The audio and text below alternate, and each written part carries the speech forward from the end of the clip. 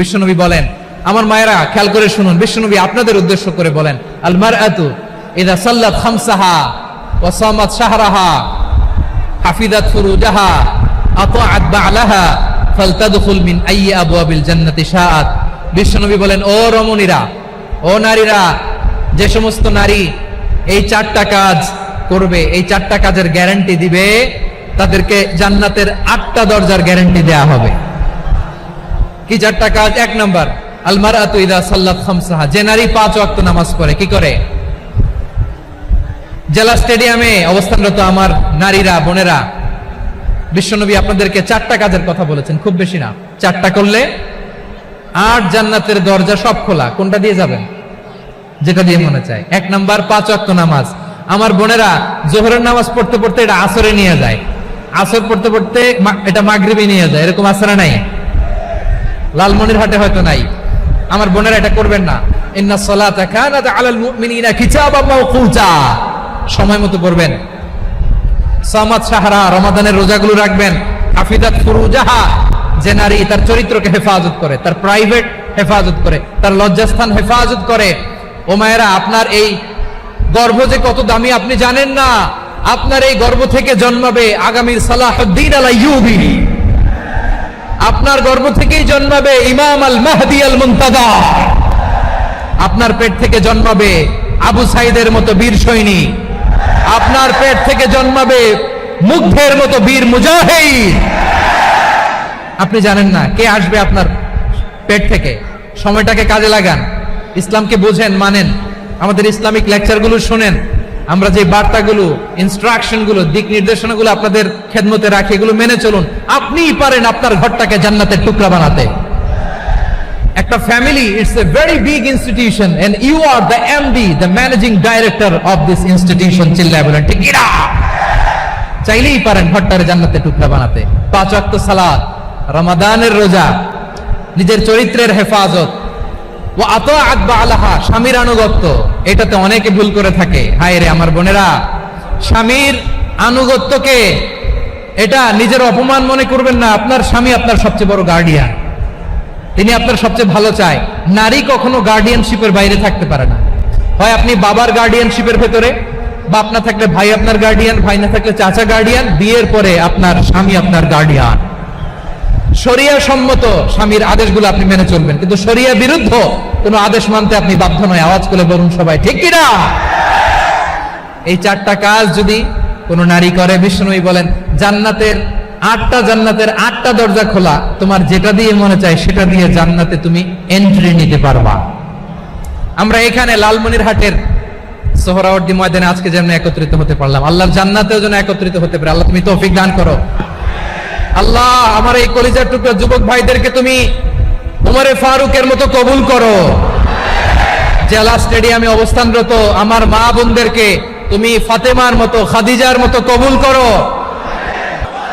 আমার ভাইরা, বিশ্বনবীর বয়স তখন প্রায় 51 বছর। কত বছর?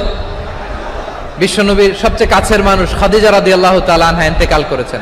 বিশ্বনবী বড্ড কষ্ট পেলেন, হৃদয়টা ভেঙে খান খান। যিনি ঘরের ভেতরে বিশ্বনবীকে সান্ত্বনা দিতেন, ভালোবাসা দিতেন, বাইরে গেলে কুরাইশরা বকাঝকা করে, অত্যাচার করে, কিন্তু আম্মাজান খাদিজা রাদিয়াল্লাহু তাআলা আনহা ঘরটারে এমন শান্তির নীড় বানায় রেখেছেন, এই ঘরের ভিতরে ঢুকলে বিশ্বনবীর কলিজাটা ঠান্ডা হয়ে যেত। এজন্য রব্বুল আলামিন বলেন, খাদিজা, ও আমার বান্দি খাদিজা, জান্নাতে এমন স্পেশাল একটা ঘর আমি তোমার জন্য রেডি করে রেখেছি। ওই ঘরের মধ্যে কোনো আওয়াজ নাই, ওই ঘরের মধ্যে কোনো নয়েজ নাই, ওই ঘরে কোনো বিশৃঙ্খলা নাই। কারণ মক্কার জমিনে আমার নবী কুরাইশদের বিশৃঙ্খলা, নয়েজ আর ঝামেলাগুলোকে উপেক্ষা করে যখন তোমার ঘরের ভেতরে ঢুকতো, ঘরটারে তুমি শান্তির নীড়, ঠান্ডা, নীরব, নিস্তব্ধ, নিঝুম আর শান্তির নীড় বানিয়ে রেখেছো। এজন্য জান্নাতে স্পেশাল একটা শান্তির নীড় আমি তোমারে উপহার দেব। ওই প্রিয়তমা স্ত্রী খাদিজা ইন্তেকাল করলেন, বিশ্বনবীর হৃদয় ভেঙে খান খান। আবার ওনার চাচা আবু তালেব ইন্তেকাল করলেন, যিনি পলিটিক্যাল শেল্টার দিতেন নবীকে। কে দিতেন? আবু তালেবের ভয়ে, বিশ্বনবীর এই চাচার ভয়ে কোনো মুশরিক নবীর গায়ে হাত দেওয়ার সাহস পায় নাই। এখন স্ত্রীও নাই, চাচাও নাই, নবীকে আশ্রয় দেওয়ার কেউ নাই। নবীর চারদিকে অন্ধকার, নবী এখন কই যাবেন? আমার পেয়ারা নবী নতুন স্টেশন খুঁজতেছেন, নতুন দাওয়াতি প্ল্যাটফর্ম খুঁজতেছেন। তিনি যায়েদ বিন হারেসা রাদিয়াল্লাহু তাআলা আনহুকে নিয়ে মক্কার পাশের একটা নেইবরিং সিটি তায়েফে চলে গেলেন। কোথায় চলে গেলেন? লালমনিরহাটের ভাইয়ের আওয়াজ করে বলেন, কোথায় গেলেন? তায়েফে চলে গেলেন দিনের দাওয়াত দেওয়ার জন্য। কি দেওয়ার জন্য? নাকি জমি কিনতে গেছিলেন? জমি কিনতে, দুনিয়ার যশ খ্যাতির জন্য, নিজের কোনো লাভের জন্য? তায়েফবাসীদেরকে জাহান্নামের আগুন থেকে বাঁচানোর জন্য। আওয়াজ করে বলতে হবে, ঠিক কি না? বিশ্বনবী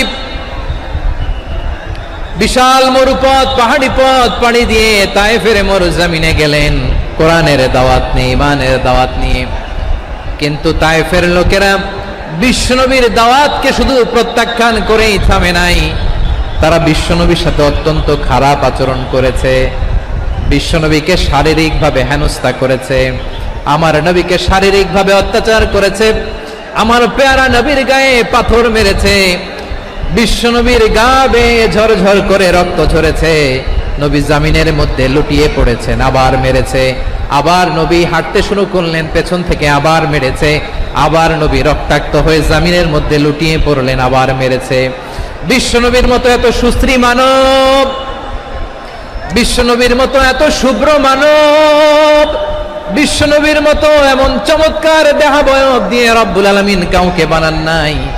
এরকম চমৎকার মানুষটাকে তারা তায়েফের ওই জমিনে রক্তাক্ত করেছে। বিশ্বনবী দুনিয়ার কোনো স্বার্থের জন্য সেখানে যান নাই, নিজের কোনো লাভের জন্য, প্রাপ্তির জন্য যান নাই, তায়েফবাসীদের জাহান্নামের আগুন থেকে বাঁচাতে গিয়েছেন। ঠিক কিনা বলেন?